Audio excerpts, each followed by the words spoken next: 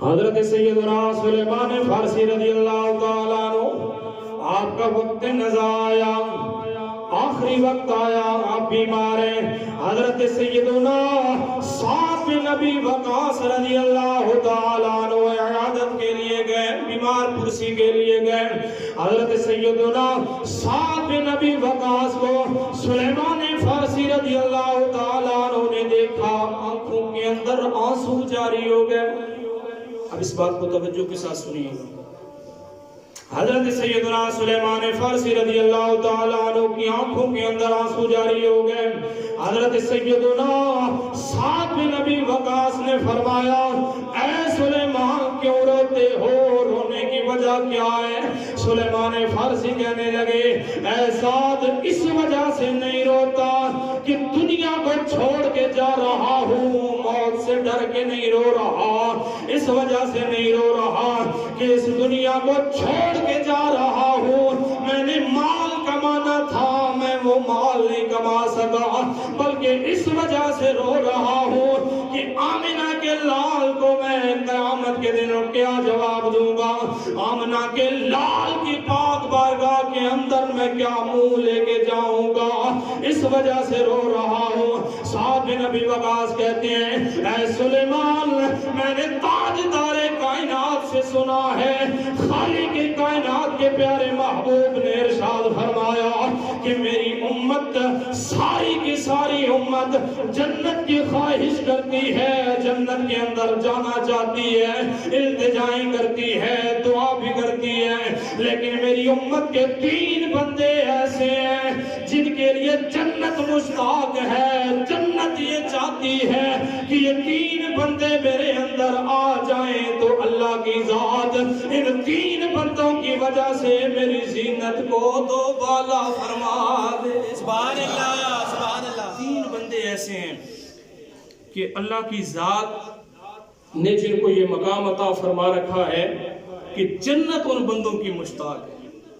سارے بندے آپ لوگ خواہش کرتے ہیں نا کہ اللہ کی ذات ہمیں جنت عطا فرما دے، جو بندہ یہ خواہش کرتا ہے وہ بولے کہ اللہ کی ذات ہمیں جنت عطا فرما دے۔ سارے یقیناً خواہش کرتے ہیں، لیکن 3 بندے ایسے ہیں کہ جنت مشتاق ہے، جنت یہ چاہتی ہے 3 بندے میرے اندر آ جائیں۔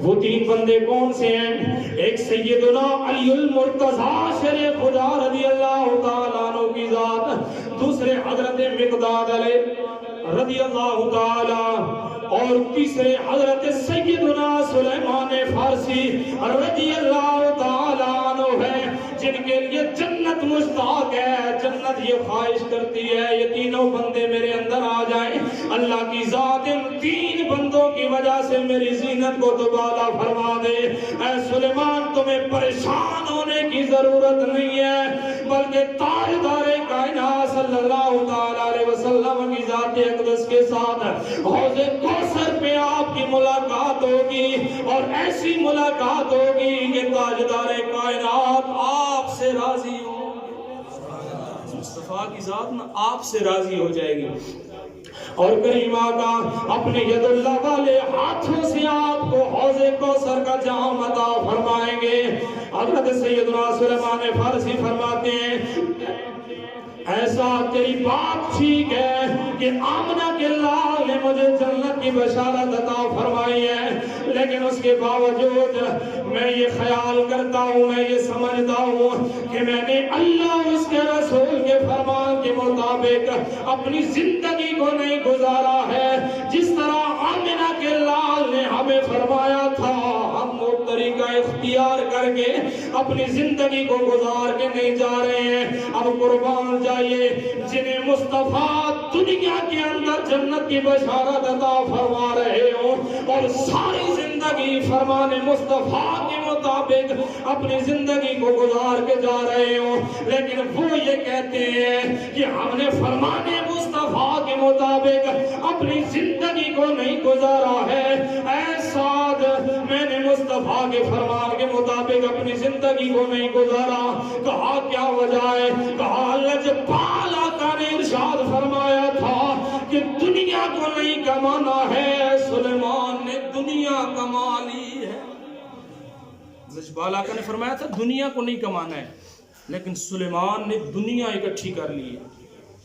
حضرت سیدنا سعد بن ابی وقاص آپ کے گھر کے اندر چکر لگاتے ہیں، جس کمرے کے اندر سلیمان فارسی آرام فرما رہے ہیں، حضرت سعد اس گھر کے اندر اس کمرے کے اندر دیکھتے ہیں، ایک بستر ہے، 2 تکیے، کھانے کا سامان ہے، پینے کا سامان ہے، وضو کرنے کا سامان ہے۔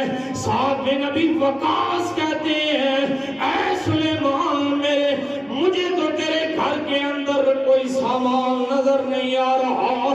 کہا یہ جو 2 تکیے تمہیں نظر آ رہے ہیں، ایک تکیے کے ساتھ بھی میرا گزارا چل سکتا تھا، میں نے 2 تکیے اکٹھے کر لیے۔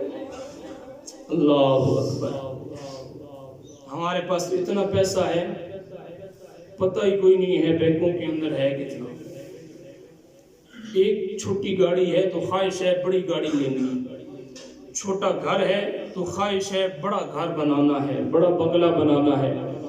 لیکن سیدنا سلیمان فارسی رضی اللہ تعالیٰ عنہ گھر کے اندر کوئی کچھ بھی نہیں ہے، عالی شان مکان نہیں ہے، گاڑی نہیں ہے، کوٹھی نہیں ہے، بنگلہ نہیں ہے، لیکن پھر بھی آپ یہ ارشاد فرما رہے ہیں کہ ہم نے مصطفیٰ کے طور طریقوں کو اپناتے ہوئے اپنی زندگی کو نہیں گزارا۔ آج ہم ہر وقت کہتے ہیں ہمارا مال، ہمارا مال، ہمارا ہی مال، ہمارا ہی مال، ہم نے اتنا مال کمانا ہے۔ عارف کھڑی فرماتے ہیں نہ کر سجنا او میری نہ میری نہ تیری، اور جس دا مال اسے لے جانا تے تینوں ایویں ہرس بتیری۔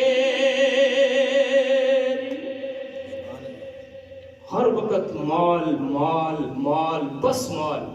یار مال کو کمانا چھوڑے۔ کامیاب ہے وہ بندہ جو اپنی زندگی کو اللہ اور اس کے رسول کی یاد کے اندر گزار کے جاتا ہے اور اللہ اور اس کے رسول کو راضی کر کے جاتا ہے۔ یقیناً وہی بندہ کامل ہے، وہی کامیاب ترین ہے۔ یہ روپے والا، یہ پیسے والا، کوٹھی والا، جائیداد والا دنیا کے اندر تو کامیاب ہو سکتا ہے، لیکن یہ یاد رکھیے گا آخرت کے اندر یہ کامیابی نہیں ہے۔ آخرت کے اندر کامیاب وہی ہے جس کے ساتھ خدا بھی راضی ہے، خدا کا رسول